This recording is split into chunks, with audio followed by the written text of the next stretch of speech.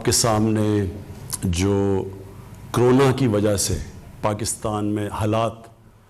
بدل رہے ہیں اور جو جس طرف جا رہے ہیں، میں یہ سمجھتا ہوں کہ ہم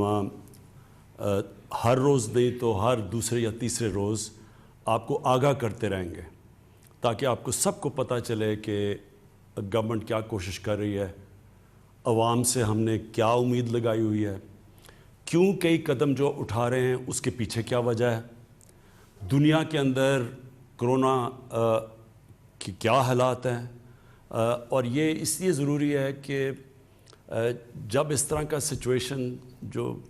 کرونا کی وجہ سے ڈیولپ ہوا ہے، یہ سچویشن اس کی کوئی مثال پہلے نہیں ملتی،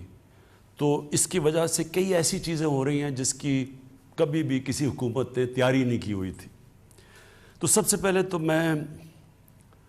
آپ سب کو مبارک دیتا ہوں، اپنی قوم کو مبارک دیتا ہوں کہ اور اللہ کا خاص طور پہ اللہ کا شکر ادا کرتا ہوں کہ جو ہم اس وقت کیلکولیٹ کر کے بیٹھے تھے، اور کیلکولیشن کون کرتا ہے؟ ہمارا جو national command and operation centre, جدھر سارے پاکستان کے ٹاپ ادارے جو بھی یہ کرونا کے ساتھ اور جو صحت کے شعبے کے ساتھ انوالوڈ ہیں اور ایڈمنسٹریشن کے، وہ ہر روز بیٹھ کے اپنے ڈاکٹرز کے ساتھ پورا ڈیٹا سارے پاکستان سے لے کے وہ اینالائز کرتے ہیں کہ کتنی بیماریاں ہوئیں، ہسپتال میں کتنا پریشر ہے، اور کرونا کی پروجیکشن کیا تھی اور آج کیا ہے۔ تو یہ ہر روز یہ مسلسل یہ انالیسز ہو رہا ہوتا ہے، جائزہ لیا جا رہا ہوتا ہے، اور اس کے مطابق جو میں آپ کو مبارک دینا چاہتا ہوں کہ اس کے مطابق آج نہیں 25 اپریل تک ہم اندازہ یہ تھا کہ 50,000 کرونا کے مریض ہوں گے پاکستان میں، اور آج جو ہم کیلکولیٹ کر رہے ہیں انشاءاللہ 12 سے 15,000 تک کرونا کے مریض ہوں گے۔ جو کیلکولیشن پہلے تھی 50,000 ہونے تھے، آج جو ہم سارے اسیس کر رہے ہیں جو جتنے بھی کرونا کے کیسز آ رہے ہیں، تو آج ہم سمجھتے ہیں کہ 12 اور 15,000 کے بیچ میں ہے۔ اس کا مطلب کیا ہے؟ اس کا مطلب یہ ہے کہ جو ہمارے ہسپتالوں کے اندر فیسلٹیز ہیں وہ اتنی ہیں کہ ان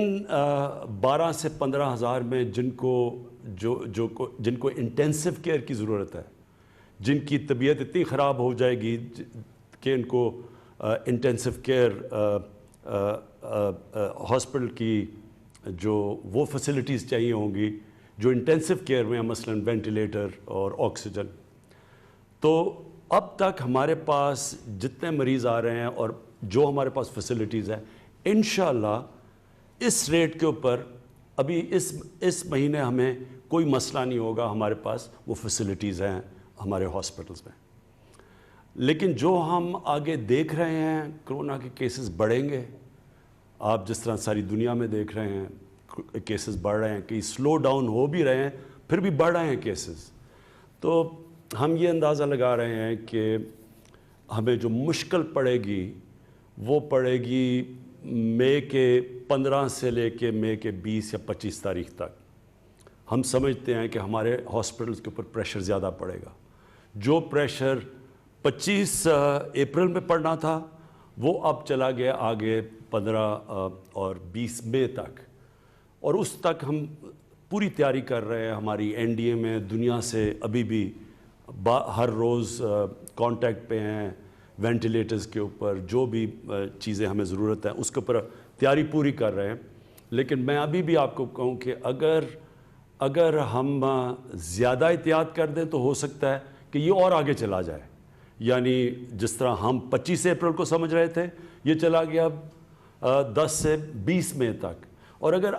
ہم جو میں ابھی بعد میں آپ سے بات کروں گا، اگر ہم نے احتیاط کر لی تو یہ اور بھی آگے جا سکتا ہے۔ اور یہ اس لیے ہے کہ آج ہم اس خوش قسمت کنڈیشن میں اس لیے، اور خوش قسمت اس لیے میں کہہ رہا ہوں کہ آپ دنیا میں اور ملکوں کا حال دیکھیں اس وقت کہ کس طرح 1000 800 دن میں لوگ مر رہے ہیں وہاں، تو اس کے مقابلے میں یہ کہہ رہا ہوں کہ ان کا جب موازنہ کیا جائے تو ہمارے حالات بہت بہتر ہیں. تو اور میں یہ اس لیے بھی ہیں کہ جب 26 کرونا کے کیسز تھے پاکستان میں 13 مئی کے قریب, تو ہم نے تب لاک ڈاؤن کیا تھا پاکستان میں. ہاں 13 مارچ کو, تو ہمارا 26 فروری کو پہلا کیس آیا تھا, اور جب ہمارے 26 کیسز ہوئے تو 13 مارچ کو ہم نے اپنا لاک ڈاؤن شروع کیا تھا. اور اس لاک ڈاؤن کے بعد مختلف کئی صوبوں نے, سندھ نے زیادہ کیا لاک ڈاؤن, باقی صوبوں نے کم کیا. لیکن اللہ کا کرم یہ ہے کہ ہمارے جو بھی ہم نے قدم اٹھائے, ہم نے جب زائرین بھی آئے تو ان کو کوارنٹین کیا, ان سے پھیلا نہیں. تو اور اس سے پہلے ہم نے کوئی 8 لاکھ یعنی 13 مارچ تک 8 لاکھ لوگوں کو ہم ایئرپورٹ پہ اسکرین کر چکے تھے. تو اللہ کا شکر ہے. اور پھر چائنا سے بڑا پریشر تھا کہ ہمارے جو اسٹوڈنٹس تھے ووہان میں, جو شہر میں جدھر کرونا شروع ہوا, ان کو واپس بلایا جائے. ہم نے پریشر لیا اور اللہ کا شکر ہے کہ ایک بھی کیس ہمیں چائنا سے پاکستان نہیں آیا. اب جدھر آج ہم کھڑے ہیں, ہم نے جس طرح آپ نے دیکھا کہ ہم نے آہستہ آہستہ فیصلہ کیا کہ ہم اب جو لاک ڈاؤن کی کنڈیشنز کم کرنے لگے ہیں, جس میں سب سے بڑا جو سیکٹر ہے کنسٹرکشن کا, ہم نے فیصلہ کیا کہ کنسٹرکشن کا سیکٹر ہم کھولنے لگے ہیں. تو وہ کیوں کھولنے لگے یہ میں پہلے بھی آپ سے بات کر چکا ہوں, لیکن میں یہ بات پھر سے دہراؤں گا کیونکہ آپ کو سمجھنا چاہیے کہ ہم یہ کیوں قدم اٹھا رہے ہیں. دیکھیں, ہمارے جیسے ملک پاکستان, ہندوستان, بنگلہ دیش, ساؤتھ افریقہ جیسے جگہ, جدھر کچی بستیاں ہیں, جدھر غریبوں کی بستیاں ہیں, جدھر کچی آبادیاں ہیں, جدھر شینٹی ٹاؤنز جن کو کہتے ہیں, فلپینز ہے, یہ سارے ملکوں کے اندر جو کنڈیشنز ہیں, جو حالات ہیں, وہ مغرب سے مختلف ہیں. مثلا یورپ اور اگر امریکہ کا آپ دیکھیں تو ان سے ہمارے مختلف حالات ہیں. ہمارے کچی آبادیوں کے اندر, ہمارے غریبوں کے محلوں کے اندر لوگ جڑ کے رہتے ہیں. ایک ایک کمرے میں 6 سے 5 سے 8 لوگ بھی رہتے ہیں. اور وہاں کئی بدقسمتی سے پاکستان میں کچی آبادیوں میں یہ حالات ہیں کہ پانی نہیں ملتا اتنا. تو ہم جب ایک قوم فیصلہ کرتی ہے کہ ہم لاک ڈاؤن کریں گے, تو یہ ضرور سوچنا چاہیے کہ جب ہم لاک ڈاؤن کریں گے تو ہماری نظر میں ہونا چاہیے کہ یہ جو غریبوں کی آبادیوں میں لوگ رہتے ہیں, ان کے اوپر اس کے کیا اثرات آئیں گے. اور مجھے افسوس سے کہنا پڑتا ہے کہ پاکستان کے اندر, میں کیونکہ میری عمر تقریباً پاکستان جتنی ہے, میں ساری زندگی یہ دیکھتا رہا ہوں کہ ہم جو قانون بناتے ہیں, پالیسیز جو ہم بناتے ہیں, ہم صرف ایک چھوٹی سی ایلیٹ کلاس کا سوچتے ہیں. ہم اگر تعلیم کا بھی نظام پاکستان میں ہم نے, اور میں اس پریولیج کلاس سے ہوں جس کو بہترین تعلیم ملی, لیکن ہم نے کبھی یہ نہیں سوچا کہ عام لوگوں کے لیے جو تعلیم ہے کیا وہ مقابلہ کر سکتے ہیں ہمارے جیسے لوگوں کا جن کو چھوٹے سے طبقے کو اچھی تعلیم انگلش میڈیم ملتی تھی. اسی طرح ہم نے آہستہ آہستہ گورنمنٹ کے ہسپتالوں کو تباہ ہوتے دیکھا. غریب لوگوں کے لیے گورنمنٹ ہاسپٹل اور امیروں کے لیے پرائیویٹ ہاسپٹلز, اور جو سپر رچ تھے ان کے لیے لنڈن کے اندر علاج کروانا. یہ ایک طبقاتی نظام پاکستان میں ڈیولپ ہوا. طاقتور اگر عدالت میں جاتا ہے, اس کے پاس بڑے بڑے وکیل ہوتے ہیں, وہ جو مرضی ڈاکے مارے وہ بچ جاتا ہے. جیلوں میں غریب بھرے ہوئے ہیں. یہ جو ہماری مائنڈ سیٹ ہے, جب ہم لاک ڈاؤن کرتے ہیں, ہمیں یہ اور سوچا نہیں. 18th امینڈمنٹ کے بعد صوبوں کے پاس اختیارات ہیں, وہ اپنے فیصلے کر سکتے ہیں. تو جس طرح فیصلے کیے گئے, میں اپنی طرف سے کہتا ہوں کہ میں پہلے دن سے کہہ رہا تھا کہ جب ہم فیصلے کرتے ہیں تو کیا ہم سوچ رہے ہیں کہ ہمارے جو غریب لوگ ہیں ان کا کیا بنے گا. اور جو ہم نے فیصلے کیے, اب مجھے جو سب سے زیادہ خطرہ یہ کرونا کا نہیں ہے اس وقت. میں ایز پرائم منسٹر پاکستان یہ کہتا ہوں کہ مجھے سب سے زیادہ خطرہ یہ ہے کہ لاک ڈاؤن کی وجہ سے